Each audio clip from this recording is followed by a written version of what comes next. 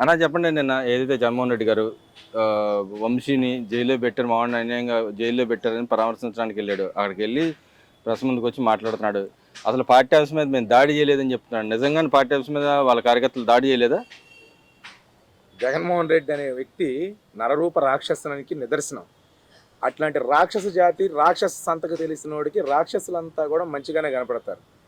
ఒక మంచితనం కానీ, ఒక సద్భావన కలిగిన వ్యక్తులు కానీ, ఒక మంచి లక్షణాలు కలిగిన మనస్తత్వాలు అయితే జగన్మోహన్ రెడ్డి కావు. జగన్మోహన్ రెడ్డి మనస్తత్వం ఎంతసేపు ఎదుటి వ్యక్తులను చంపడం, నరకడం, దాడులు చేయటం. జగన్మోహన్ రెడ్డికి ఒక ఆనందం కలుగుద్ది అందులో. ఆ ఆనందం కలుగుతుంటే నాయకుడు జగన్మోహన్ రెడ్డి తనను గుర్తించాలనుకుంటే కనుక వాళ్ళ కార్యకర్తలు, వాళ్ళ నాయకులు కూడా అలాంటి ప్రవర్తన చేశారు కాబట్టి జగన్మోహన్ రెడ్డి దృష్టిలో వాళ్ళ వంశీ మంచిడయ్యాడు. సిగ్గుండాలి ఈ మనిషి మాట్లాడడానికి.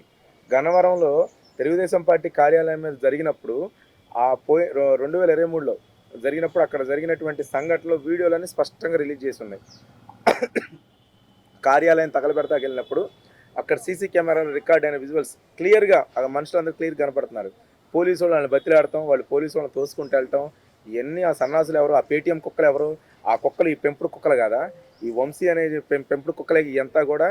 జగన్మోహన్ రెడ్డి ఆ రోజున రాష్ట్రంలో తెలుగుదేశం పార్టీ కార్యకర్తల్ని, నాయకుల్ని అందరినీ కూడా వేటాడి నరకండి చంపండి అన్నట్టుగా ప్రోత్సాహం చేయబట్టి కాదా తెలుగుదేశం పార్టీ ఆఫీస్ మీద దాడి జరిగింది.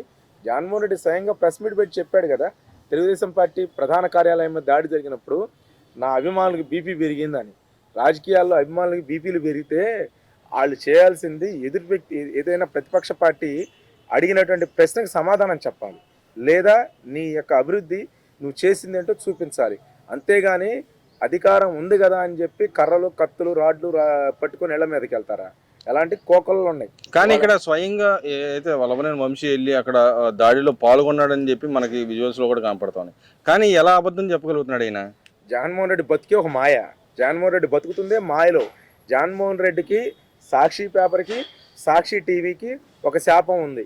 నిజం అనేది మాట్లాడితే సాక్షి పేపరు, సాక్షి టీవీ ఉన్న పరంగా భూకంపం ఆ ప్రాంతానికి, ఆ ప్రెస్ ఉన్న ప్రాంతంలో భూకంపం వచ్చి కుప్పకూలిపోతాయి. జగన్మోహన్ రెడ్డి తల 1000 ముక్కలైపోద్ది. పురాణాల్లో కనుక ఎవరికో శాపం ఉన్నట్టుగా రాక్షసులకి, అలాంటి శాపగ్రహస్తుడు జగన్మోహన్ రెడ్డి అయి ఉంటాడు. జగన్మోహన్ రెడ్డి కళ్ళుండి కూడా ఒక గుడ్డివాడి కంటే హీనంగా ఉన్నాడు. ధృతరాష్ట్రుడి కంటే కూడా జగన్మోహన్ రెడ్డి దీనస్థితిలో ఉన్నాడు. జగన్మోహన్ రెడ్డి చూస్తుంటే జాలిపడాలో, లేకపోతే ఈ నికృష్టపు సైకోగాడిది పేడ ఇంక రాష్ట్రానికి వదలలేదనుకోవాలో తెలియని పరిస్థితిలో ఉంది. సన్నాసికి ఆ రోజున వల్లభనేని వంశీ గన్నవరం నియోజకవర్గంలో నాయకుల పట్ల సుపారీ ఇచ్చి ఒక నాయకుడిని చంపించడానికి హత్య ప్రయత్నం చేసినాయి. కానీ ఎన్నికల రోజు గన్నవరం నియోజకవర్గంలో స్పష్టంగా తనే వెళ్ళి ఒక ప్రాంతంలో, నియోజకవర్గంలో ఒక ప్రాంతంలో గొడవలు సృష్టించబోతే అక్కడ స్థానిక ప్రజానికి తిరగబడితే పారిపోయి వచ్చాడు ఈ దొంగ. ఈ దొంగలు, ఈ దుర్మార్గులు ఈ రాష్ట్రానికి కాళకేయుల పీడ వదిలిందనుకుంటే తిరిగి మళ్ళీ జనంలోకి వచ్చి అలదల సృష్టిస్తబోతున్నారు. కానీ ఇక్కడ ఆయన పదే చెప్తూ ఉంటాడు, నేను మతం చూడడం, ప్రాంతం చూడడం, ఎవరికి చూడడం, సంక్షేమ పథకాలు అందరికి ఇస్తాను, అందరూ సమానంగా చూస్తాను వ్యక్తి నిన్న వచ్చి కూడా మళ్ళీ చెప్తాడు, ఇక్కడ సామాజిక వర్గాల విషయాలు చెప్తున్నాడు. అందంగా లేరు, మా చంద్రబాబు నాయుడు, లోకేష్ అందంగా లేరు, మా నాయకుడు అందంగా ఉన్నాడు కాబట్టి ఆయన్ని తొక్కేయాలని ప్రయత్నం చేస్తున్నాడు, అందుకే భాగంగా ఇది అరెస్ట్ చేశారని చెప్పి అంటాడు. నిజంగా నా పరిస్థితి ఉంది అసలు? జగన్మోహన్ రెడ్డికి రాజకీయాలు తెలియకపోవచ్చు, రాజకీయ ఓనమాలు తెలియక తన తండ్రి మరణంతో దాన్ని సాక్షి టీవీ, సాక్షి పేపర్తో సానుభూతి క్రియేట్ చేసుకొని జగన్మోహన్ రెడ్డి రాజకీయాల్లో వచ్చాడు. కానీ జగన్మోహన్ రెడ్డికి ఒక గ్రామ సర్పంచ్కున్న రాజకీయ అవగాహన లేకపోవడం దౌర్భాగ్యం.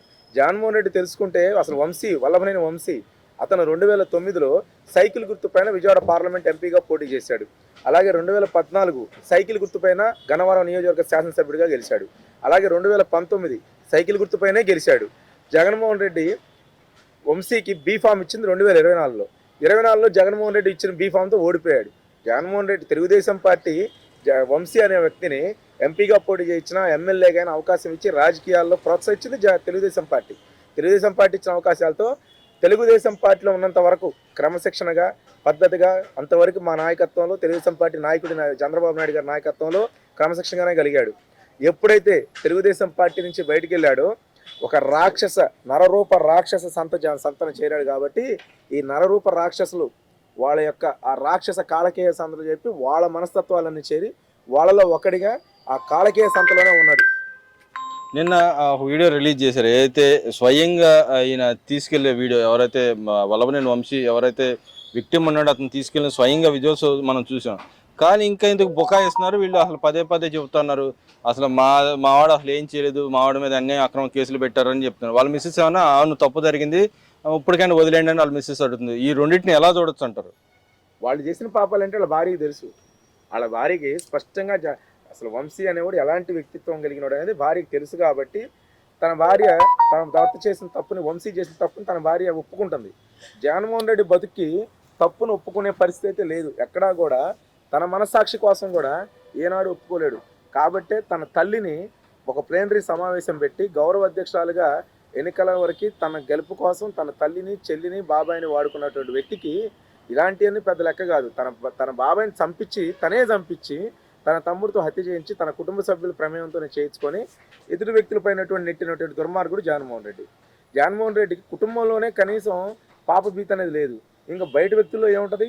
జగన్మోహన్ రెడ్డి ఒక స్వార్థపరుడు, ఎంతసేపు అవకాశవాదిగా తన అవసరాలు గడిపించుకొని వెళ్ళిపోయే వ్యక్తే తప్ప ఎక్కడా కూడా జగన్మోహన్ రెడ్డిలో పాపభీతి ఉండదు. కానీ ఇక్కడ ఏదైతే అంబట గారు మాట్లాడుతూ గతంలో మాట్లాడుతా దాడులు చేశారు, దాడులు చేశారని ఆయనే ఒప్పుకుంటున్నాడు, కానీ అన్యాయం అక్రమం అని చెప్పి ఆయన చెప్తున్నాడు. కానీ ఇక్కడ జగన్మోహన్ రెడ్డి గారు అసలు దాడే చేయలేదు అంటున్నారు. అసలు ఎవరిది నమ్మాలంటారు వాళ్ళిద్దరిలో? వాళ్ళ పార్టీ కార్యకర్త ఏమైనా క్లారిటీ వస్తుంది అంటారు అసలు ఈ విషయంలో? ఈ రోజున సీసీ కెమెరాలు చాలా స్పష్టంగా చూపిస్తున్నాయి. ఆ సీసీ కెమెరాలు ఉన్న వ్యక్తులు ఎవరనేది వాళ్ళకి పూర్తిగా చూసుకోవచ్చు కదా. చూసుకున్న తర్వాత మాట్లాడాలి. ఆ రోజు రాష్ట్ర ప్రజానికం స్పష్టంగా చూసింది. రాష్ట్రంలో తెలుగుదేశం పార్టీ ప్రధాన కార్యాలయం పైన చేయడం కానీ, చంద్రబాబు నాయుడు గారి ఇంటిపైన చేసిన జోగి రమేష్ కానీ, అలాగే గన్నవరంలో జరిగినవి కానీ, ఆ రోజు ఎవరి ప్రమేయంలో జరిగింది, ఎవరు చేయించారు, ఏం జరిగింది, అక్కడ ఎవరు కూడా కల్పితాలు ఏం అవసరం లేదు కదా.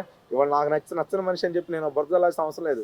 స్పష్టమైన సాక్ష్యాధారాలు ఉన్నాయి, సాక్ష్యాలతో సహా వీడియో విజువల్స్ అన్నీ కూడా రికార్డెడ్గా ఉన్నాయి. ఇవాళ ఈ కేసుల్లో ఆ రోజున జగన్మోహన్ రెడ్డి ముఖ్యమంత్రిగా ఉన్నాడు కాబట్టి ఈ పేటీఎం కుక్కలన్నీ రెచ్చిపోయినాయి. ఈ కుక్కలకి ఇవాళ శిక్షలు పడేసరికి ఇవాళ ఎంతసేపటికి చట్టం, న్యాయం, ధర్మం గుర్తుకొచ్చింది. ఇక్కడ ఇంకోటి గుర్తుపెట్టుకోవాల్సింది ఏంటంటే, గతంలో చంద్రబాబు నాయుడు గారు ప్రతిపక్షంలో ఉన్నప్పుడు, జగన్మోహన్ రెడ్డి ముఖ్యమంత్రిగా ఉన్నప్పుడు ఈ రాష్ట్రంలో జరుగుతున్న అరాచకాల పైన ఏనాడైనా కోర్టుకు వెళ్తే అవి పచ్చకోట్లు, అవి కమ్మకోట్లు అని చెప్పి ముద్ర గుద్దాడు. ఈ రోజున ఆ కోట్లకు నువ్వు ఎట్టెళ్తున్నావు జగన్మోహన్ రెడ్డి, నీ నాయకులు ఎట్టెళ్తున్నారు జగన్మోహన్ రెడ్డి తెలుగుదేశం పార్టీ ప్రధాన కార్యాలయం పైన పోటీ ఎవరైతే దాడి చేశారో ఆ వ్యక్తులందరూ కూడా వాళ్ళ ముందస్తు బెయిల్ తెచ్చుకున్నారు. ఎందుకు తెచ్చుకున్నారు? ఇవాళ న్యాయ వ్యవస్థ దగ్గర ఎందుకు వెళ్ళారు? పచ్చకోట్లు కదా, అక్కడ ఉన్నదంతా పచ్చ పరిపాలన కదా. ఇవాళ ఆ కోర్టులో ఎందుకు తడుతున్నారు మీరు? గతంలో ఇవాళ కోర్టులో కూడా గతంలో జడ్జీల పైన అత్యంత నీచమైన వ్యాఖ్యలు చేసినటువంటి YSR Congress party social media మొత్తం కూడా ఆ కేసు సిబిఐకి ఇస్తే ఇవాళకి కూడా ఆ కేసులో కనీసం ఎటువంటి పురోగతి లేదు. జడ్జీలని అనుచిత వ్యాఖ్యలు చేసి జడ్జీల కుటుంబ సభ్యుల్ని బయట సభ్య సమాజంలో చెప్పలేని పరిస్థితిలో బూతులు తిడితే ఆ కేసులో కూడా ఇవాళ వరకు దిక్కు దివాణం ఉంది. కానీ ఇక్కడ ఏదైతే ఇవాళ జగన్మోహన్ రెడ్డి గారు ఏదైతే గుంటూరులో మిర్చి యార్డ్లోకి వెళ్ళి ధర్నా చేస్తున్నాడు, దాన్ని ఎలా చూస్తారు? అసలు కోర్టులు ఇది ఎలక్షన్ కోడ్ ఉండగా ఎలా వెళ్తారు? అసలు పోలీసులు ఎలా లేదని చెప్పినా కూడా ఎందుకు వెళ్ళాడు అంటారు? రైతుల పక్షాన అంత పోరాడే వ్యక్తి అయితే గతంలో ఆయన ధరల స్థిరీకరణ చేసి గిట్టుబాటు ధర కల్పించాడా లేదా? ఇక్కడ ఏది రైతుల పక్షాన ఆయన ఉన్నాడు అనుకోవచ్చా, లేడు అనుకోవచ్చా? జగన్మోహన్ రెడ్డికి అనేవాడికి అధికార కాంక్ష, ఎంతసేపు రాజ్యకాంక్ష, అధికార కాంక్ష. తను ముఖ్యమంత్రిగా ఉండి 1,00,000 కోట్లు దోచుకోవడానికి దోపిడీ కోసం తప్ప ప్రజాసేవ, ప్రజా సంక్షేమం ఈ రెండు ఎక్కడుంది అసలు? జగన్మోహన్ రెడ్డి ఏ రోజు కూడా ఈ రోజు వరకు ఎక్కడా కూడా ప్రజా సంక్షేమం గురించి ఆలోచించిన వ్యక్తి అయితే, పరిపాలనలో తను ముఖ్యమంత్రిగా ఉండగా రైతులకి ఏనాడన్నా కనీసం టయానికి ఏమన్నా నీళ్ళు అందించగలిగాడా? పోలవరం కనీసం దానిపైన ఎటువంటి పురోగతి సాధించాడా? ధరల స్థిరీకరణ గురించి పాదయాత్రలో పదే మాట్లాడాడు.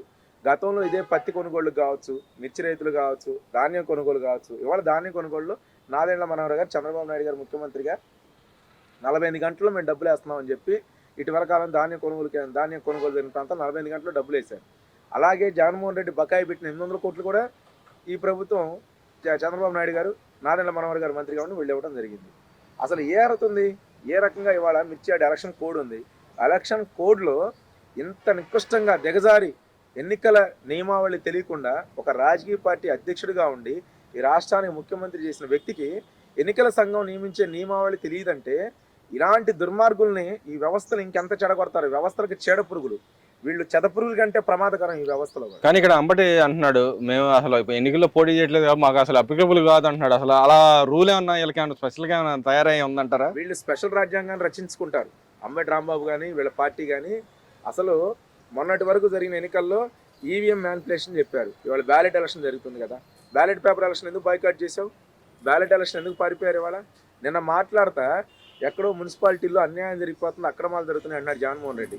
జగన్మోహన్ రెడ్డి 2021లో జరిగిన ఎన్నికల్లో ఎక్కడ కూడా ప్రజా సంబంధిగా జరిగిన వ్యవస్థ ఏమైనా ఎన్నికలు జరిగినాయా?